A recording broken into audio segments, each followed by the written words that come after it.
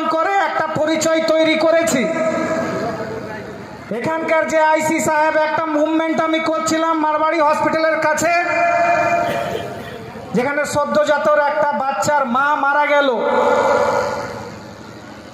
এদের তো মুরাদ নাই যে যদি কেউ মারা যায় তাহলে সেই পরিবারের পাশে দাঁড়িয়ে তাকে উচিত কম্পেনসেশন দিয়ে সে যত বড় শক্তি হোক তার বিরুদ্ধে লড়াই করে ভারতের যে গণতন্ত্র আছে, ভারতের গণতন্ত্রকে প্রতিষ্ঠা করে, ভারতের মৌলিক অধিকারকে প্রতিষ্ঠিত করে তাকে ন্যায্য অধিকার দেওয়ানো।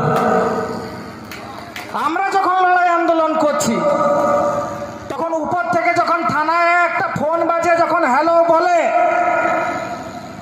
তখন এদের মুখে কথা বেরোয় না। তখন আবার যে লাঠি আছে লাঠি উঁচিয়ে আমাদের যে আন্দোলন আছে, আমাদের আন্দোলনের পিছনে এরা পড়ে যায়। এটা বরদাস্ত করব না।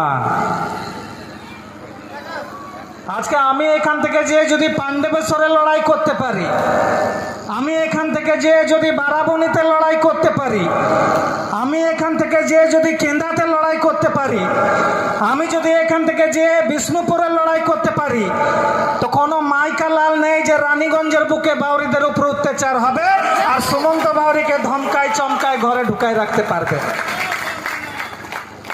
শুধু একটা কথা এখানকার আইসি সাহেব বলেছিল, যেটা আমার কানে এসেছিল, আমার মনে আছে।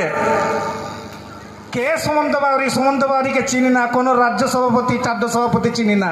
আমি যাচ্ছি 10 মিনিটে আপনার টেবিলের সামনে বসবো, এতগুলো লোক আপনাকে চিৎকার করে বলবে সুমন্ত বাউরিকে, আপনাকে কথা দিচ্ছি, কথা দিচ্ছি। আর তুমি যদি ইন্সপেক্টর খেরাওয়াত না শেখাওয়াত হও, আমিও পুষ্পা ঝুঁকেগা নাই, ঝুঁকেগা নাই।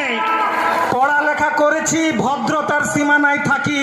আমার অভদ্রতা কোথায় কোথায় যারা দেখেছে তাদের কাছে ফোন করে হ্যালো করে খবর নিন সুমন্ত বাউরিকে। আর আজকের পর কোনো ডাউট আপনার মনে থাকবে না যে সুমন্ত বাউরিকে আর কাউকে জিজ্ঞেস করতে হবে না।